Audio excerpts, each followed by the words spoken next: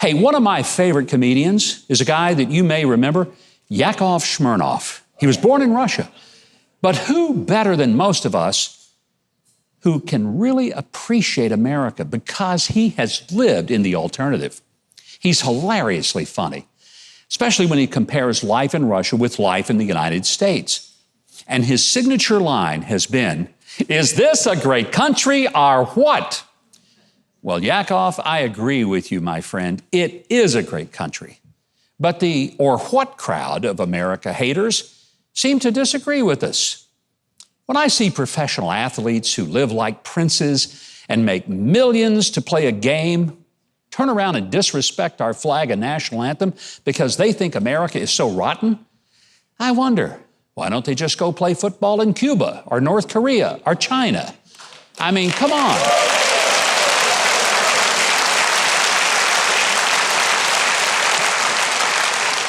If Hollywood actors who read other people's words for a living hate a nation that lets them get paid big bucks pretending to be other people, I mean, wouldn't it make sense to be authentic about the disdain for America and make their movies in Afghanistan, Pakistan, or for that matter, Slobberstan, wherever it may be?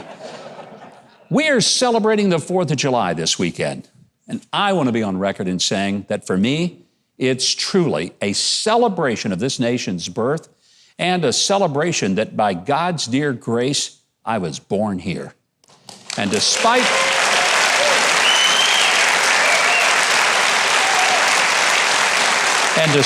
what some lunatics on the far left believe, I wasn't born into privilege or wealth, quite the opposite. But in America, you don't have to stay or stop where you started. You can start in poverty and work your way to prosperity.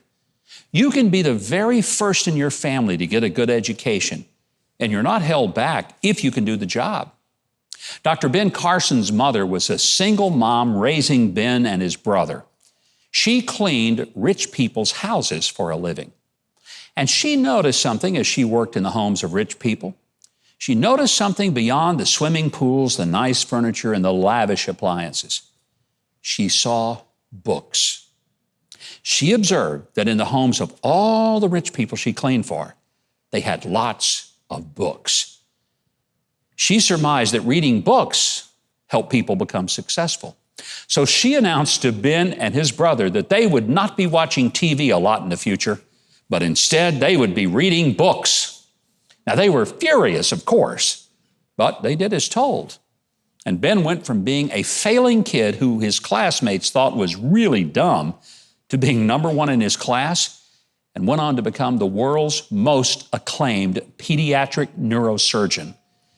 Being poor, living in a ghetto, being from a single-parent home, and being black didn't make his life easy, but neither did those things make it impossible. You see, he didn't get to be the best because he was black. Color had nothing to do with it.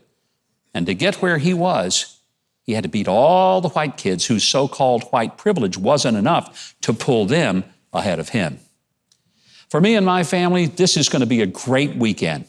We're going to unapologetically celebrate America.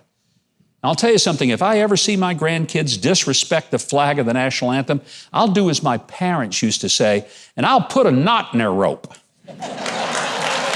Yeah.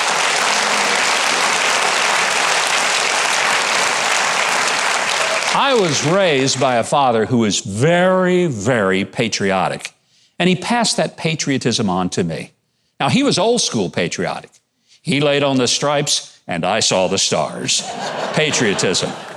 And this weekend, I just may be quoting my friend Yakov Smirnoff and say, "Is this a great country or what?" Thanks so much for watching, and I hope you enjoyed that video. If you did, be sure to leave a like, then subscribe, and hit the notification bell below. Now, if you didn't like it, you ought to find a Ben Shapiro video to detox you with more facts.